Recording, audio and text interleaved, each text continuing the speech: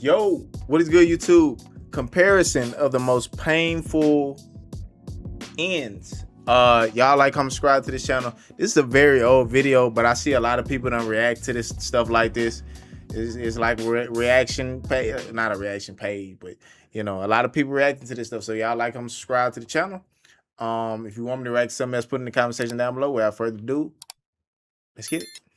Lee Treadwell watched his torn-off arm while the enraged grizzly sank its teeth into him.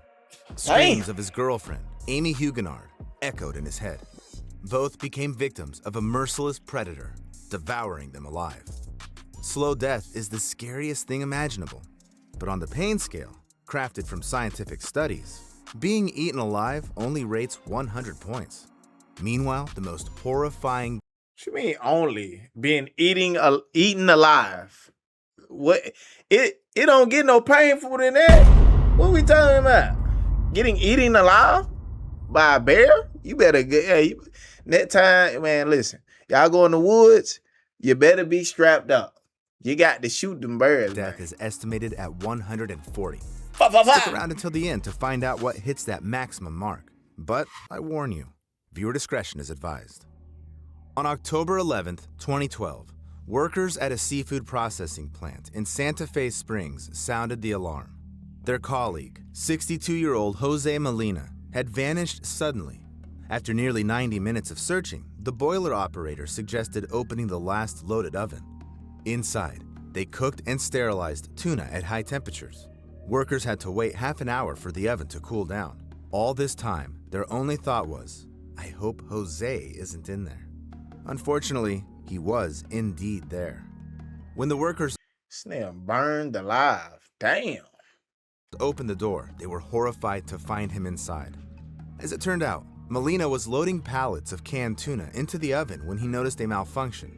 Without warning anyone, he stepped into the oven to adjust the chain inside. Meanwhile, another worker, not seeing Jose in place, assumed he had already left. So he closed and turned on the oven. God It was loaded damn. with nearly 5,500 kilograms of canned tuna, which began to cook at a temperature of 132 degrees Celsius. Trapped, Jose likely suffered severe skin burns, and then the high temperature began to affect his muscles and organs. Eventually, the poor man was boiled alive. Looking at the pain scale, where, for example, 2 points are attributed to a gunshot to the head, and Sheesh. 91 to a shark bite, while dying from being literally boiled alive hits a staggering 105 points. And unfortunately, such incidents in production happen quite often.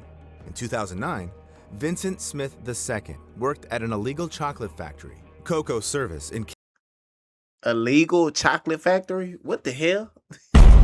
How do you have an illegal chocolate factory? That's okay. Camden, New Jersey. The 29-year-old worker was dumping giant chunks of chocolate over the edge of a vat nearly 2.5 meters deep. There, chocolate was melted and mixed. Suddenly, Vincent was struck by a mixer paddle and fell right into the hot molten mass, reaching a temperature of 120 degrees Celsius. His colleagues immediately rushed to shut down the machine. However, Vincent stayed in the chocolate for a full 10 minutes before rescuers could pull him out. Even though his body was mangled by the giant mixer, Vincent died from burns.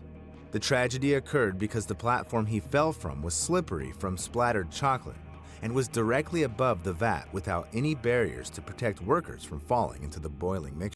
You ain't got okay. That's crazy. Nevertheless, You ain't got no barriers. you don't have to be at a dangerous facility to experience excruciating pain, which on the scale goes even beyond 105 points. On November 23rd, 2018, a 911 dispatcher heard the shaky voice of a 76-year-old woman. It was Loretta Picard from Polk County, Florida. I think my house is on fire, and I'm here alone, and I'm on a walker. Firefighters were immediately dispatched to her house. The dispatcher told the woman to leave the building and go outside, to which she replied, Couldn't, honey, yes, I wanted to. That nervous laugh at the end just breaks your Damn, heart. Loretta man. had recently undergone surgery and couldn't move quickly without assistance. Plus, she couldn't see anything through the smoke. Meanwhile, the fire truck slowly made its way down the rough country road where the woman lived. Loretta was freaking out, worried that nobody would save her, constantly asking if help was really on the way and if they were sure they were coming for her. Then, on the recording, you could hear Loretta start coughing and wheezing, and the sound of the crackling fire in the background getting louder.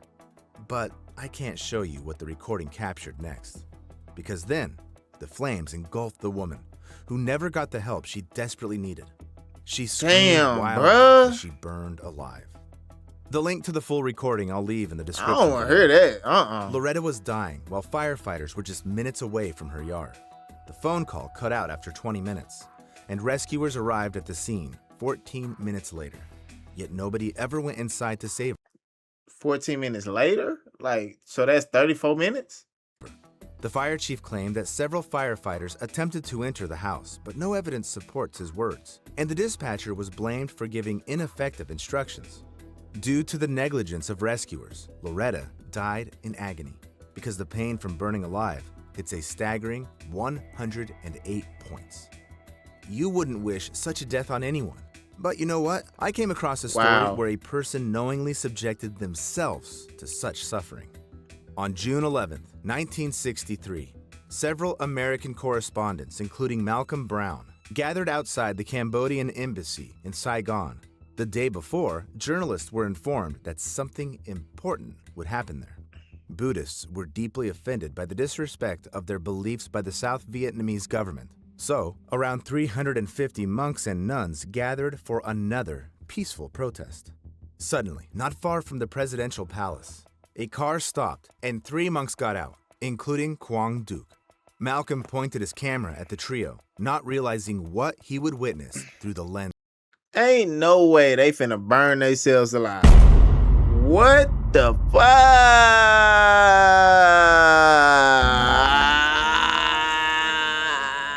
What the hell? Man, he pouring gasoline on that mic. Protesters gathered around Quang, who sat on a pillow in the traditional Buddhist meditative lotus pose, while another monk started pouring gasoline over his head. Quang paid no attention and prayed, and when he finished, he struck a match. The flames instantly engulfed him, rising up in black smoke. It was a horrifying spectacle. Quang Duc's body slowly withering and shriveling, while his head blackened and charred. I can't show you the photo either, but I'll leave a link below the video. The scene was very contrasting, as everyone present there loudly cried, watching the self-immolation, while the monk himself, enduring painful suffering, didn't even flinch or make a sound.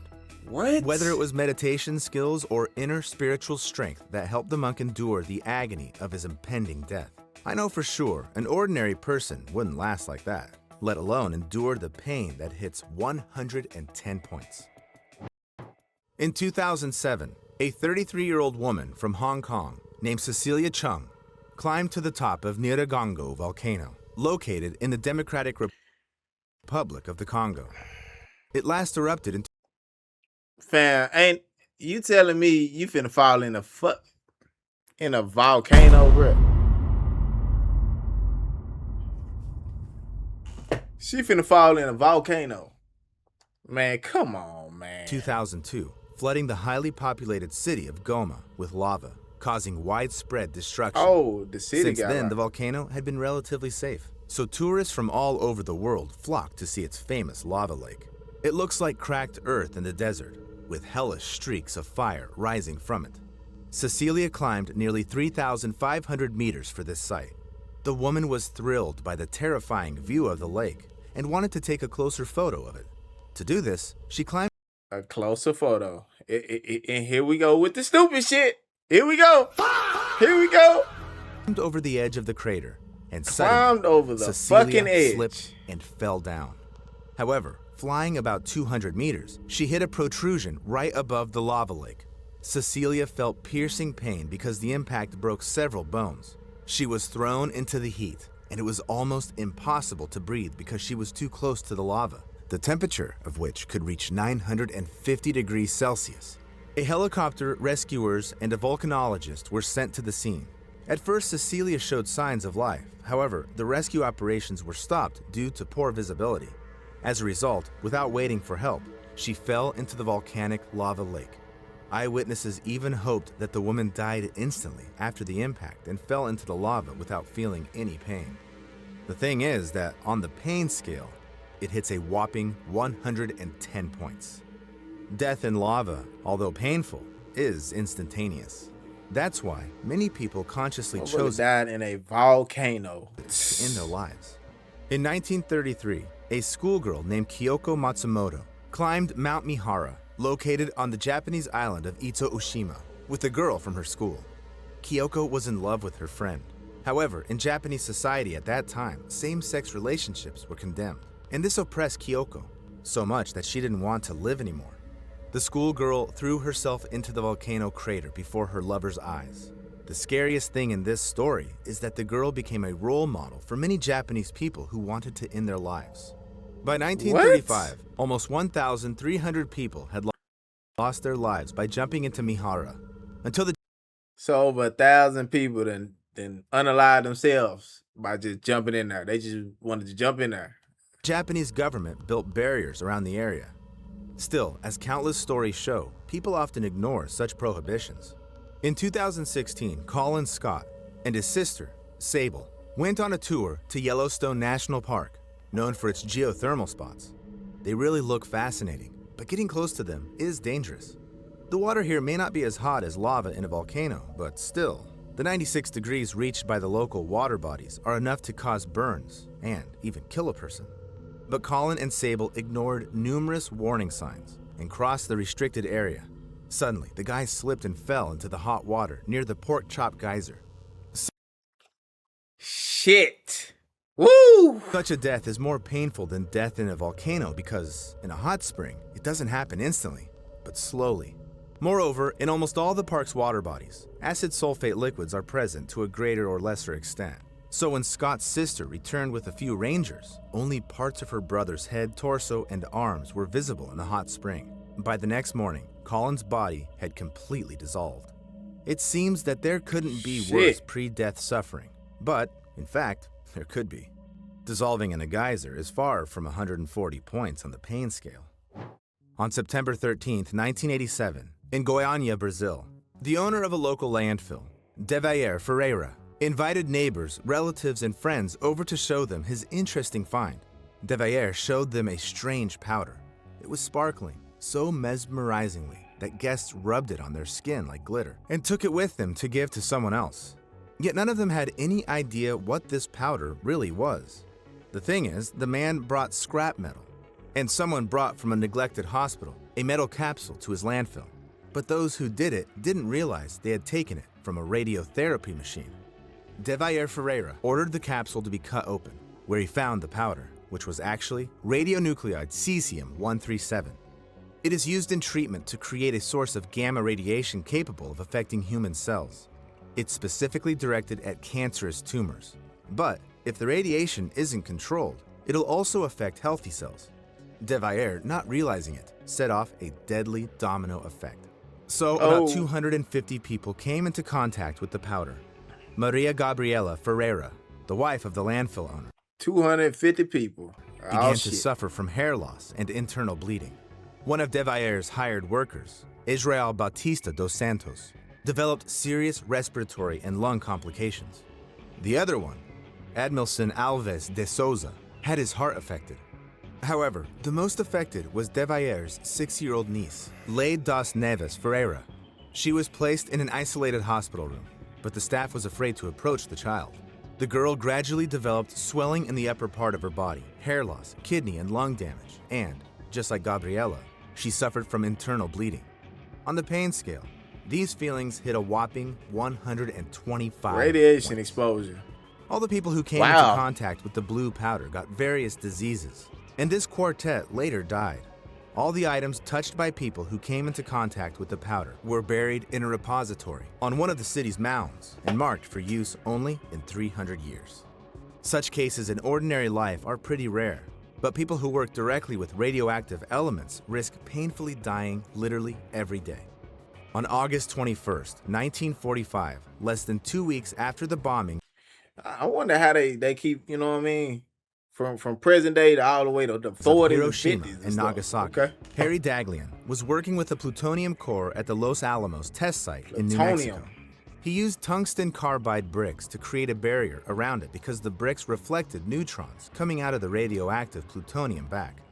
But when he started laying bricks around the core, he suddenly dropped one of them right on him. At that moment, the brick caused an uncontrolled nuclear fission chain reaction. It covered the scientist with a deadly dose of radiation of 5.1 sieverts. After receiving a radiation burn, a person experiences countless excruciating sensations at once.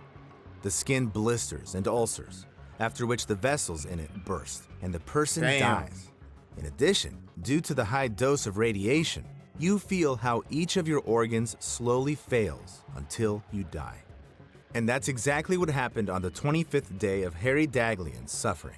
The slow death from radiation and all the previous steps on the pain scale are united by the fact that these pains weren't inflicted intentionally on the victims. However, fortunately, you cannot accidentally expose yourself to suffering that is at the maximum mark of 140 points, even if you find yourself in the mouth of a volcano or in the heart of a nuclear reactor. So, the most painful sensation in the world is skinning. This refers to a specific